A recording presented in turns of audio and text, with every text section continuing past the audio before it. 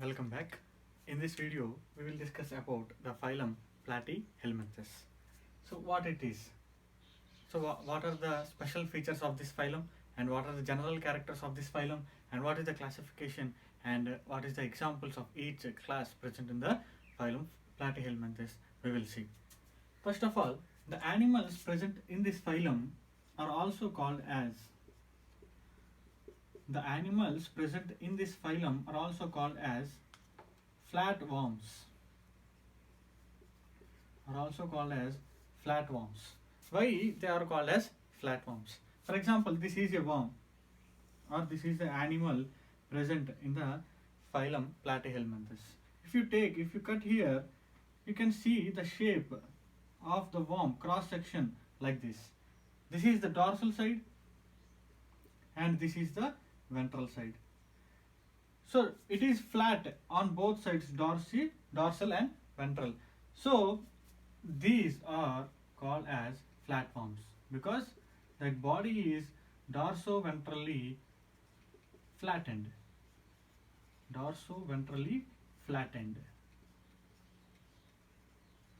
For example, if you take the next phylum, that is Nematoda. The animals present in this phylum are called as roundworms. We will see in the next video about nematodes. If this is a animal, if you take the cross section, it appears like this. So these are called as roundworms, and these are called as flatworms. Okay, and there are so many special features present in this phylum. What are those? It is somewhat, the nervous system in the Cnidaria is primitive type. Ctenophora, it is primitive type. But here it is somewhat developed, and here we can observe the structures,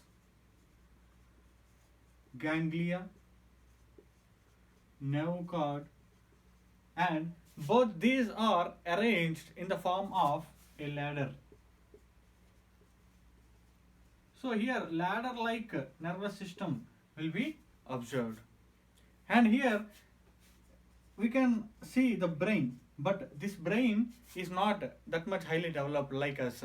The brain here we can call as cephalic ganglia. That means the ganglia are concentrated at the head region. That's why we are calling as a cephalic ganglia. Cephalic means head region.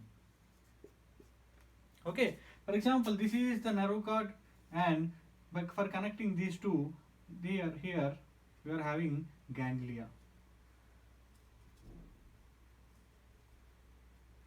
So this one looks like a ladder. So that's why here there is a ladder-like nervous system, which is somewhat more developed than the cnidarians and ctenophorans. And we will see in the coming videos what is ganglia, what is a nucleus, what is a nerve, what is a tract. These are all with respect to the nervous system. So here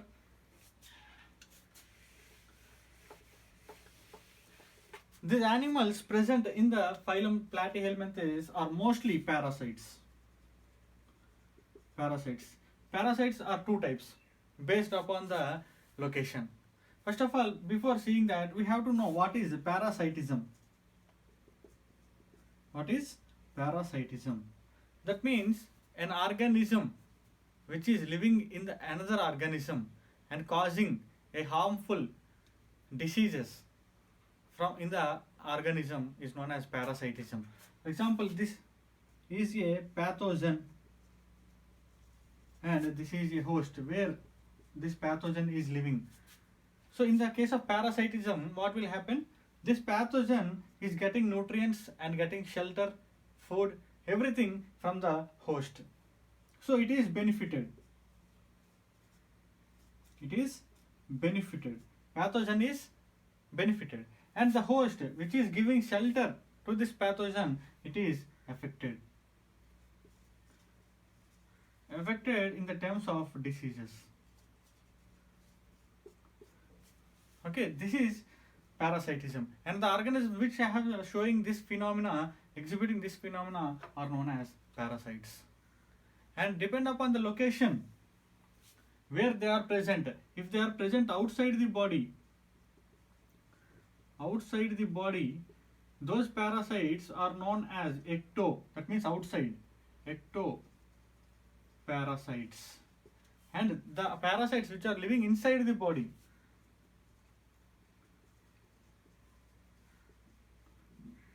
those are known as endoparasites. So all those details we will see in biology, human welfare, that means diseases, parasites, everything where there we will discuss it again.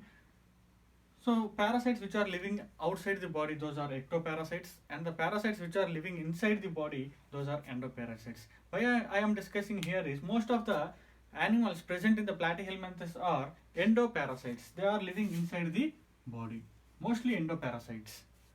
Okay, and these animals have only one opening, that is mouth. Mouth is present, anus is absent. Mouth present. So for ingestion and egestion, only mouth is the opening. For ingestion and egestion, only mouth. There is no anus here. And even some animals does not have mouth itself. And these have a special organ like scolex. For example, this is the worm. This is the worm, and this is a opening. And here this is the scolex region, and it is having hooks. It is having hooks. That means why the hooks? The hooks are hooks, and they have suckers, and some have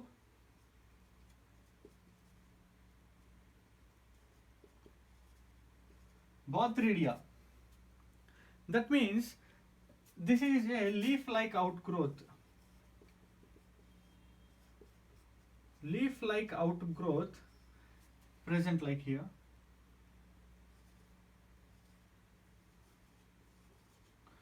So what are the function of all these special organs here? That means these are the parasites. For example, it is present in the intestine. So this parasite has to attach to the intestine, getting anchorage from the intestine and getting food from that. So for the anchorage purpose, for anchorage or for holding the host organs or host tissues, these special organs are needed. So that's why these are the modifications of the mouth region. They are originate from the scolex. So some have hooks, some have suckers, some have Bothridia, and depend upon the organ they present, the organisms or the animals are further classified into different classes. So this is the special characters. And one more special character here is they are exhibiting the phenomena of polyembryony. Here they are exhibiting another phenomena, that is polyembryony. That means more than one embryo. Formation of more than one embryos from single ovum. That means female is producing one ovum, and normally one ovum will give to, after fusion with the sperm, it will form one embryo. But here from one ovum they are forming multiple embryos. So this is known as polyembryony. And one more special feature here is they are highly regenerative. Regenerative capacity is high. That means if they lost any organ, immediately they will develop it again. So that is high regenerative capacity exhibited by these type of animals present in platyhelminthes. So these are all the special characters, and now we will discuss all the general characters as like the previous phylas.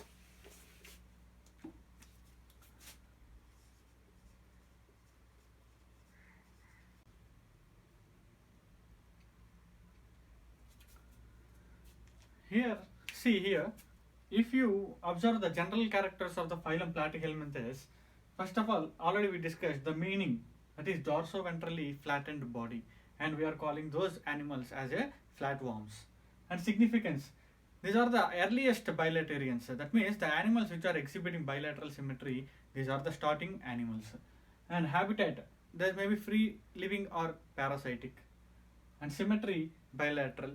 First time these animals only exhibiting the bilateral symmetry. And coelom, as we discussed in the earlier videos in the topic of coelom, these are exhibiting a coelom.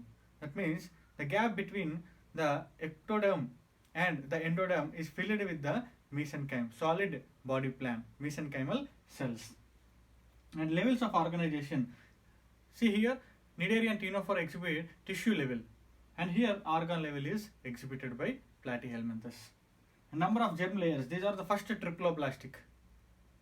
Ectoderm, mesoderm, endoderm. And segmentation.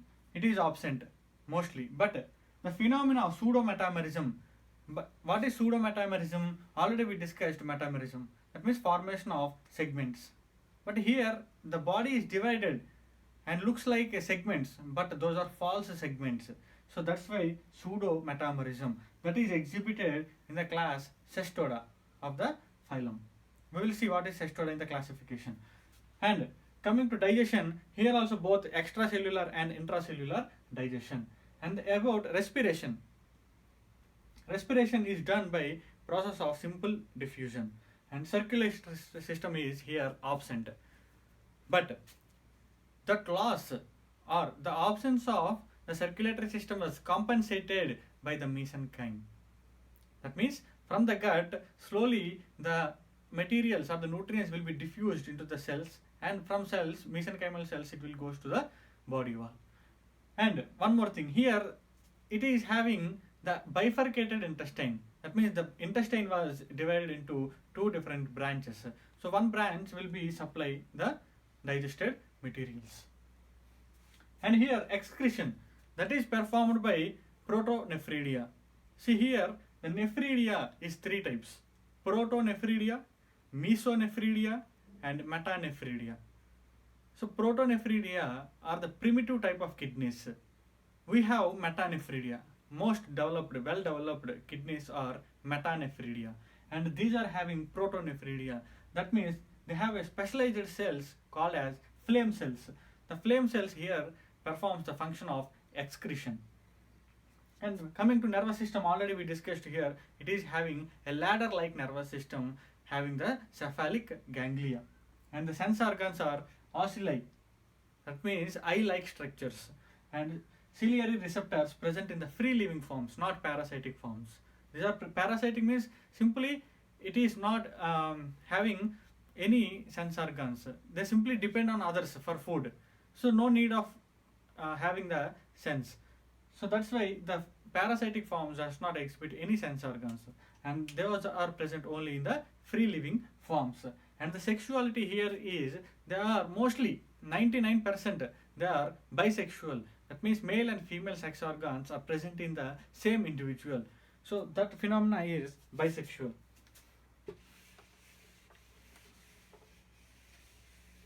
The both asexual and sexual.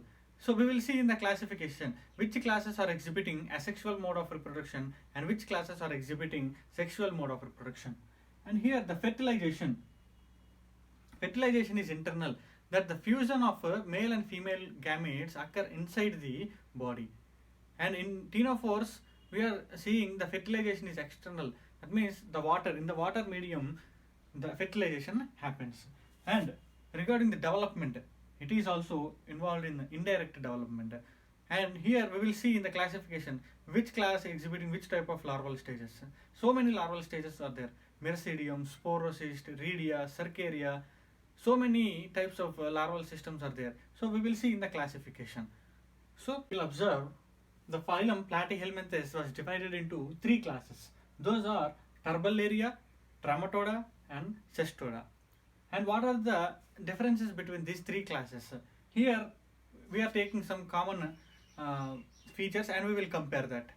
And the common names of Turbellarians are the flatworms. And for the trematodes, the common name is flukes. And for the Cestoda, the common name is tapeworms.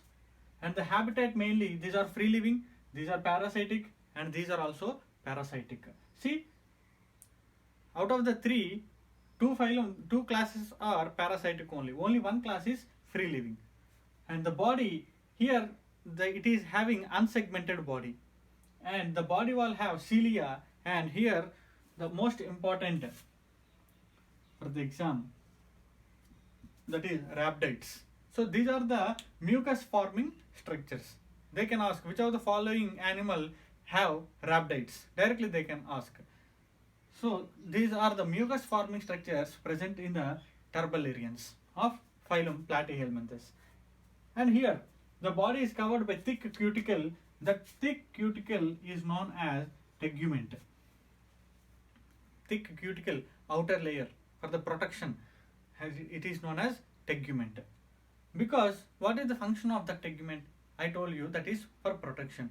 That means these are the parasites present in the host body. So what happens if it is in the digestive system? Due to high acidic enzymes present in the intestine of the host, so for example the animal may be died due to high acidic nature. So for the protection from those digestive enzymes or the acidic enzymes, these animals are having a thick cuticle, and it is having two suckers for anchorage or for the sucking the materials. Two anchorage, two suckers. Those are oral sucker, that means present if this is the animal.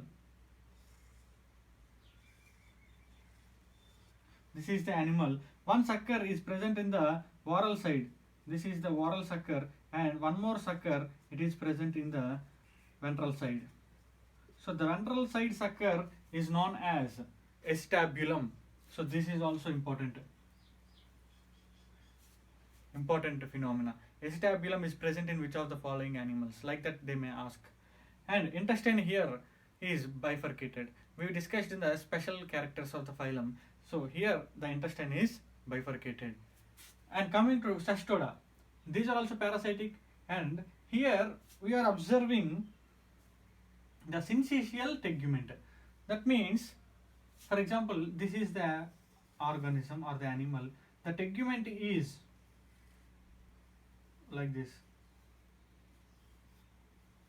Syncytium. That means order like or the segment like. So that is the syncytial tegument. And here that's why these animals are exhibiting pseudo metamerism. That means false segment like appearance. These are not the true segments. And these are exhibiting hooks, suckers, and bothridia also. Bothridia is the leaf-like outgrowths helpful for the anchorage, because these are all the parasites. So anchorage is must and should phenomena exhibited by them. So these are all the organs which are helpful for anchorage. And here mouth and gastrovascular cavity is completely absent in this. And coming to reproduction, these turbellarians are exhibiting both asexual by means of budding, fragmentation, fission, and sexual also. And those two, trematodes and cestodes, are completely, they are exhibiting sexual mode of reproduction.